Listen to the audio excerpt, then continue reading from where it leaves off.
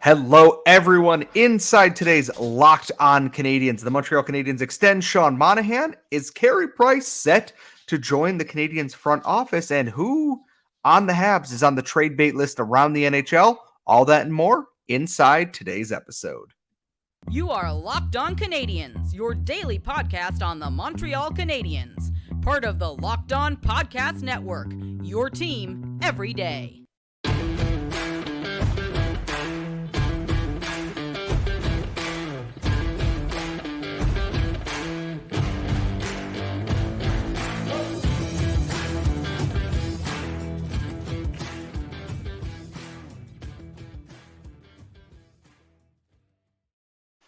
Hello, everyone, and welcome to episode 871 of Locked On Canadiens. This episode is brought to you by FanDuel Sportsbook, the official sportsbook of Locked On. Make every moment more and visit FanDuel.com/LockedOn today to get started. And as always, thank you for making us here at Locked On Canadiens your first listen of the day every single day of the week. We are free and available wherever you get your daily podcasts, Google, Apple, Spotify, or on YouTube. I have, of course, talked a lot now. I am Scott Metla. I am one of your hosts, and I'm joined, as always, by the active stick, Laura Saba. And Laura, today we dedicate this episode to one Kent Hughes. I don't actually know if he goes by Kenneth. If he does, cool. If he doesn't, I hope you never hear this at all whatsoever. We have content, actual content, not speculative content, but real down-to-earth stuff. How are we feeling on what was a very spicy Tuesday weather-wise here in Buffalo? I mean, there's still some rumored content. Like, we're still going to talk about some trade rumors a bit later. But I'm excited that there's actual news. And the actual news turned out to be a freaking steal for the Montreal Canadiens. I think that the signing Sean Monahan to a one-year deal, first of all, is phenomenal work. If you're somebody like Sean Monahan, particularly if you're injury-prone, you'd want a lot of time. A lot of term. And the other thing too is that they signed him for $1.93 million, I think it was, 1.94. It was under $2 million for the year, which obviously is a huge come down from his last contract. But he obviously has a little bit to prove in terms of not his ability to play. Like, I think he's made a lot of, he's proven a lot on that front, but we need to see if he's able to be durable for literally just a season. And I think that the Canadiens probably liked the influence he had on the people around him. When he was able to play, I thought he was fantastic. I really, really did. It's so unfortunate because he's so injury prone. He's so fragile, but not mentally, just physically. Like, I don't know. I think this is such a good deal for the Montreal Canadiens because it's not even $2 million, and it's not going to last longer than this year. And if he spends half the year on LTIR, he spends half the year on LTIR. That's almost $2 million in cap savings the Canadiens are going to benefit from. Yeah, his contract comes in at $1.985 with a $15,000 bonus to bump it to $2,000 for games played, I believe is what was reported here. And this is an absolute win-win for both situations here. Sean Monahan in the lineup last year had a positive impact on this team, is that he is not the player he once was in Calgary. That is an understatement, and that we are aware that that is the case here. But he did provide much needed upside defensively on some of those lines. We watched him playing with Kirby Dach, and they worked well. He worked well with Josh Anderson and Juraj Slafkovsky before he got injured. He's entered that kind of wily vet stage of his career that he knows his way in around a lot of different situations, and he helps the Canadiens in a lot of different spots there. And I know people are asking, what does this mean for Christian Dvorak? What does this mean for Kirby Dach? What does this mean for this? I don't think it means anything yet. I do think that Sean Monahan is going to start this season primarily as a winger for the Montreal Canadiens because he can be plug and played in every situation that the Canadiens need. He can take faceoffs on the power play, even if Nick Suzuki is your first line center there. Monahan takes the faceoff and Suzuki kind of takes over that role. Monahan goes to the front of the net like they did last year, and they found success with that. I think the biggest part here too is the contract's dirt cheap. And by the time the trade deadline rolls around again, the Canadiens aren't expected to be contending or even in the playoff hunt. Kent Hughes basically got a second chance I'm going to turn this guy I got a first round pick for into something at the deadline. And if Sean Monahan comes in, plays perfectly cromulent middle six hockey for the Montreal Canadiens, puts up, let's say, 30 points by the time the trade deadline rolls around, Kent Hughes is laughing. It's a real win across the board. And I think it was Eric Engels that said this on Twitter. It means he's healthy and good to go after the setback he had. And I think that's really important for this player too. A lot of Canadiens fans learned to love very quickly during his time in Montreal.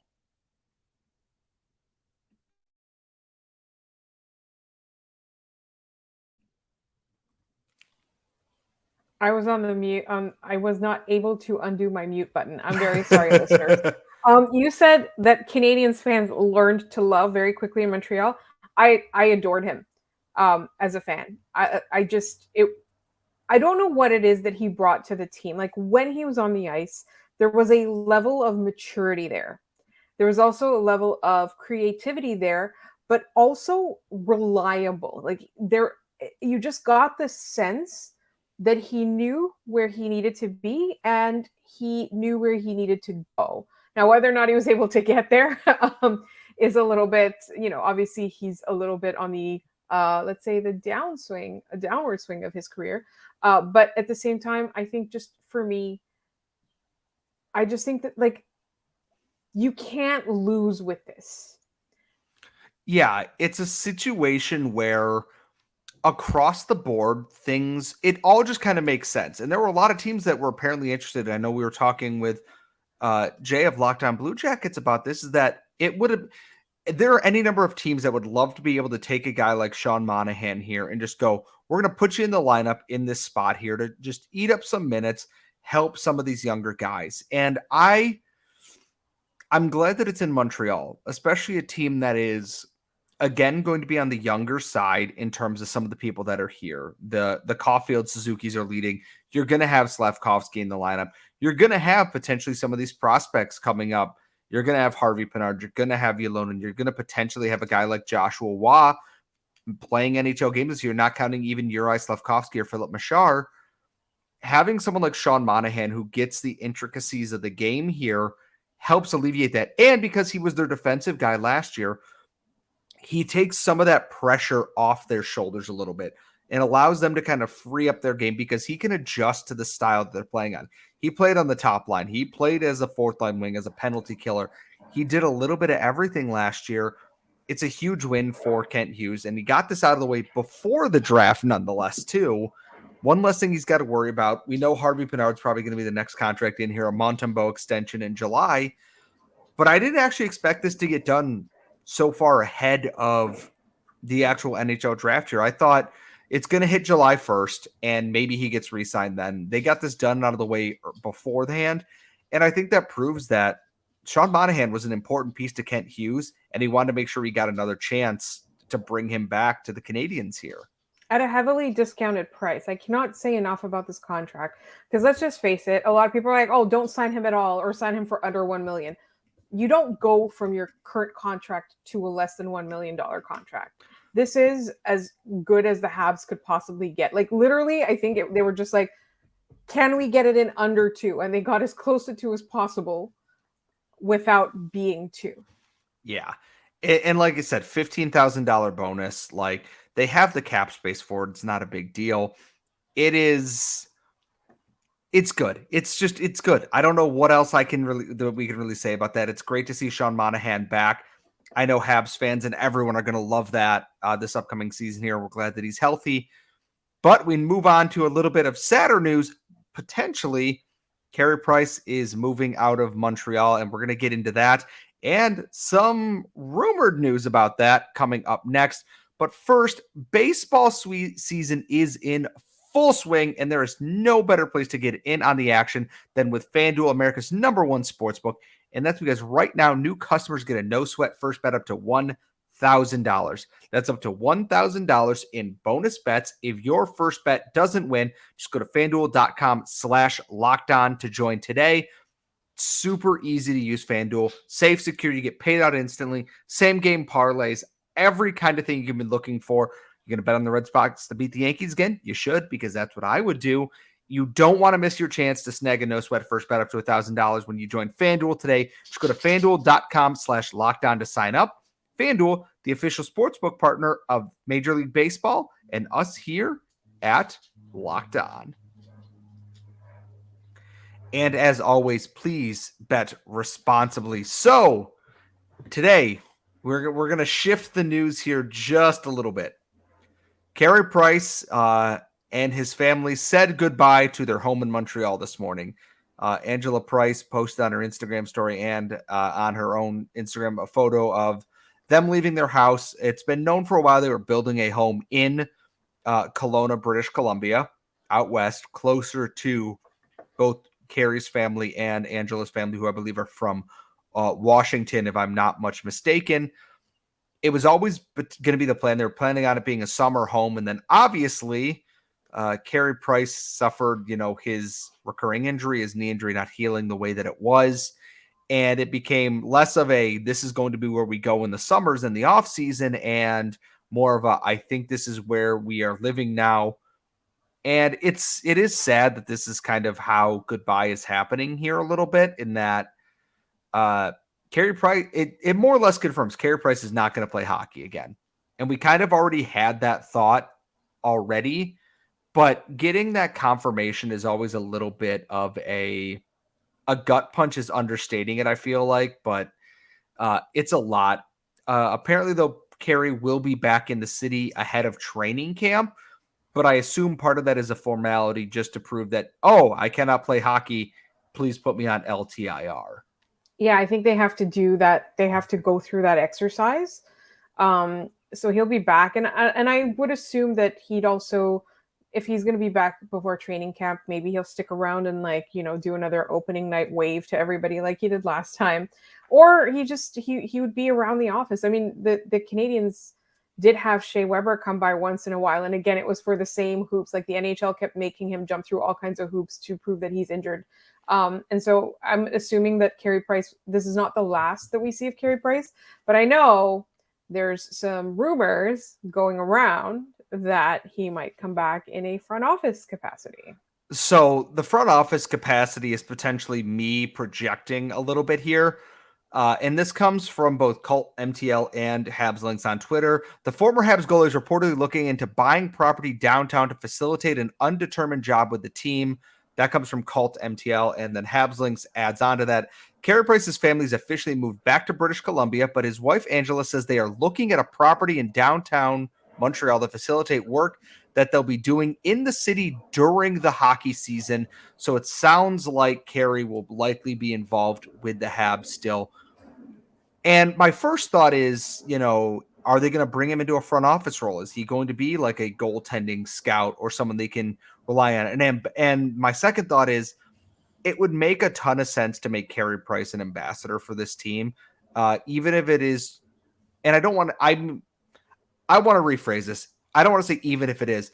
I think Carey Price acting as an ambassador for the Canadiens to members of First Nations across different parts of Canada. I know Montreal has their select groups in Ontario and across through the prairies into Alberta, and obviously back to where Carey grew up in out west on the West Coast there.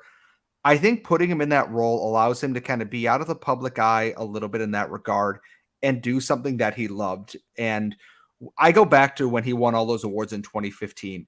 He won 3 awards and gave 3 separate speeches about the importance of that for kids growing up in First Nations and everything like that. And it feels like if the Canadiens want to give him a role, him being an ambassador in that kind of way makes the most sense, in that I think that that's the best fit for him. I'm not asking make Carey Price want like a special advisor to the GM like the Flyers are doing with everybody. I think something that suits his role there. We know Angela Price is very active in what she does away from the Canadiens in terms of clothing lines and all these other things there.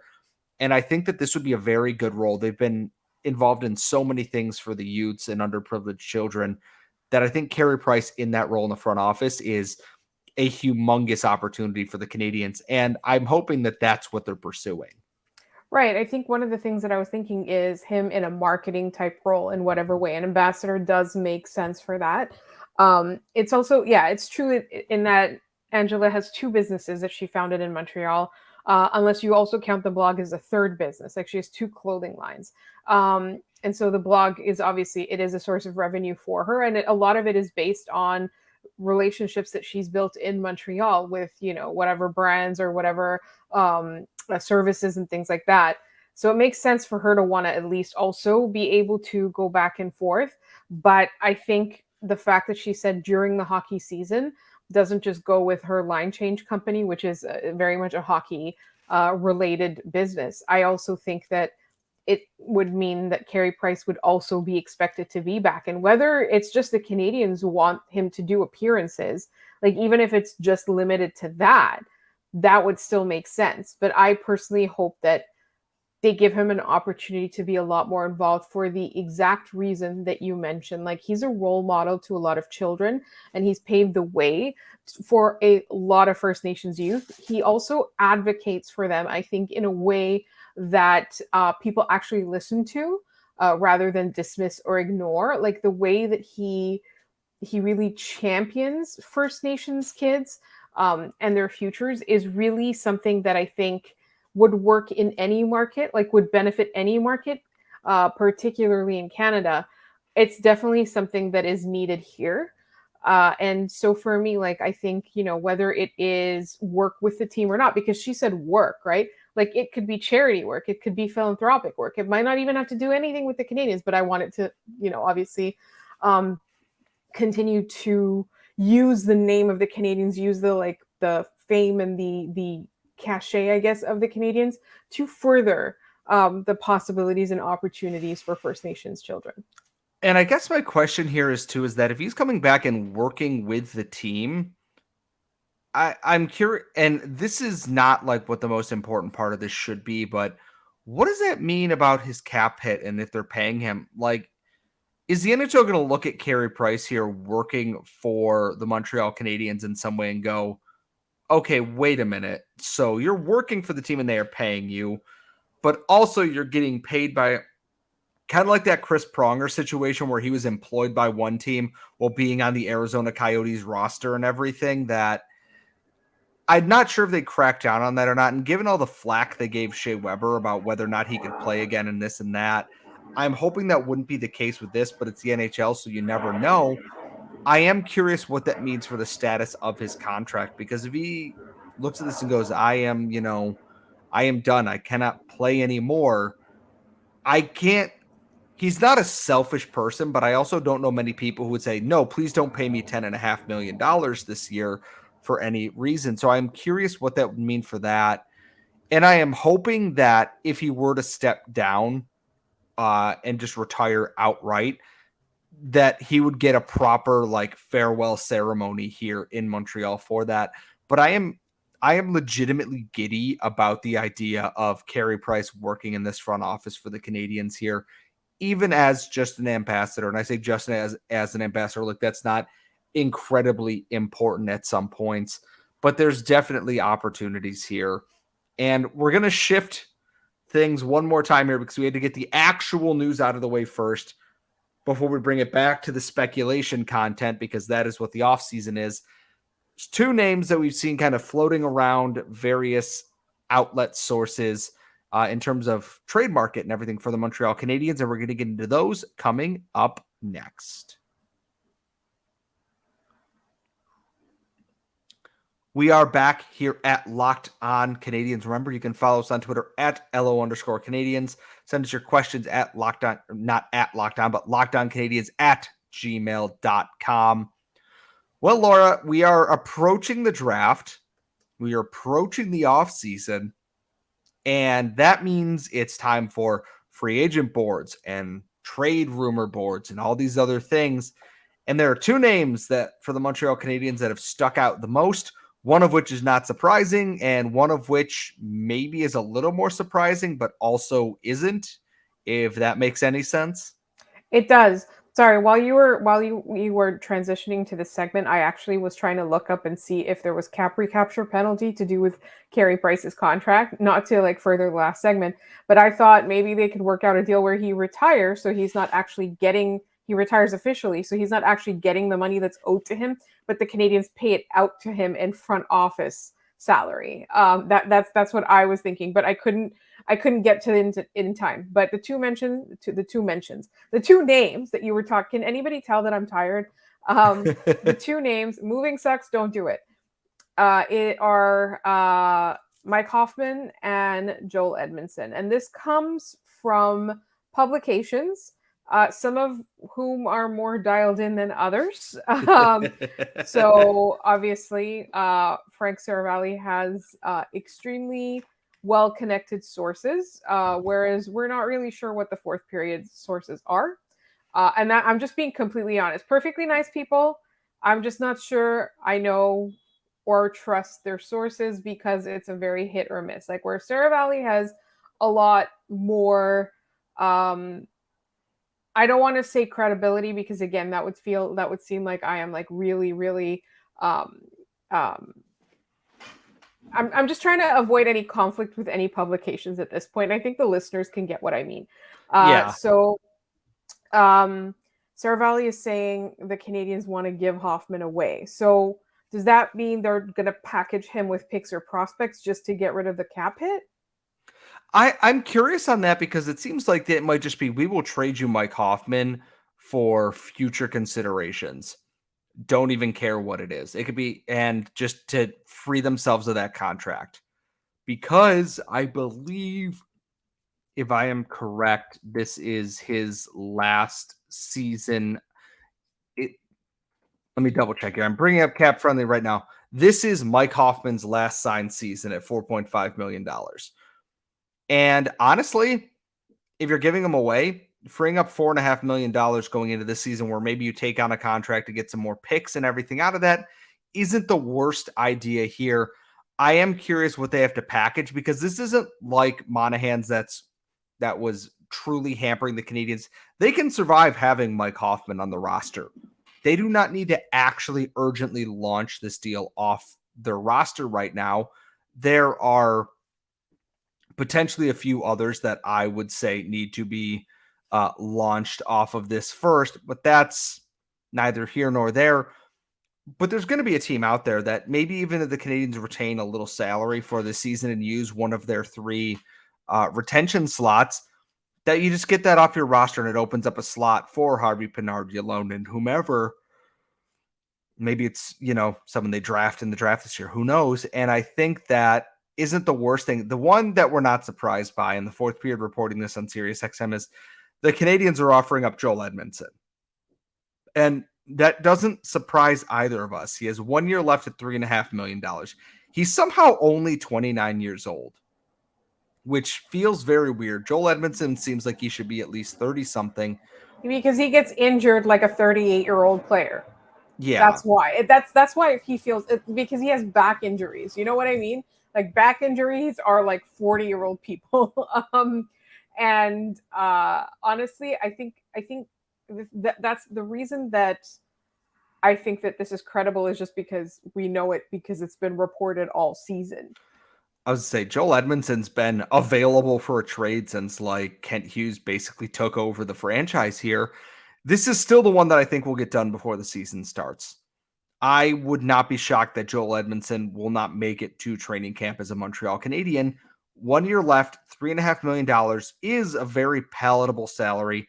You don't have to play him like a top pair defenseman. You can add some snarl, add some veteran leadership, add a Stanley Cup to your locker room. And it wouldn't shock me. A team needing depth, Mike Hoffman just makes a lot of sense. And if the Canadiens are retaining on that a little bit, and you can get Mike Hoffman at, let's say, $2 million, you're probably taking that if you're most other teams here. It's a good spot to be in for Kent Hughes, because I don't think Josh Anderson, David Savard are going to be moving right now. Brendan Gallagher, if they're interested in that. If there is actual interest in Mike Hoffman, even if it is you're getting a 5th round pick back, that's fine. It's more of just I'd rather they have the roster space more than the cap space. Is great, don't get me wrong, but I think that roster spot is that he is holding up right now could go to someone younger who, is maybe actually earned that spot right now. And for Edmondson, the defense is a little tougher, mostly because it is a lot of young guys, and it leaves Matheson and Savard as your veterans. And beyond that, I think Jordan Harris and Justin Barron have your most NHL games out of that. So that one's a little bit more interesting, but I do think Kent Hughes is absolutely, he's got a lot of pokers in the fire, to borrow an expression here. And I'm really curious what he does with them with He's the annoying in draft a the week GM away. group chat. He's like, Yeah. every day. He'll be like, Mike Hoffman, still available.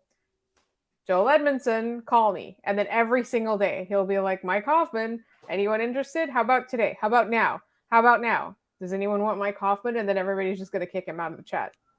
The good old fashioned, do you want Carl Alsner, for those of in the know on Habs Twitter there.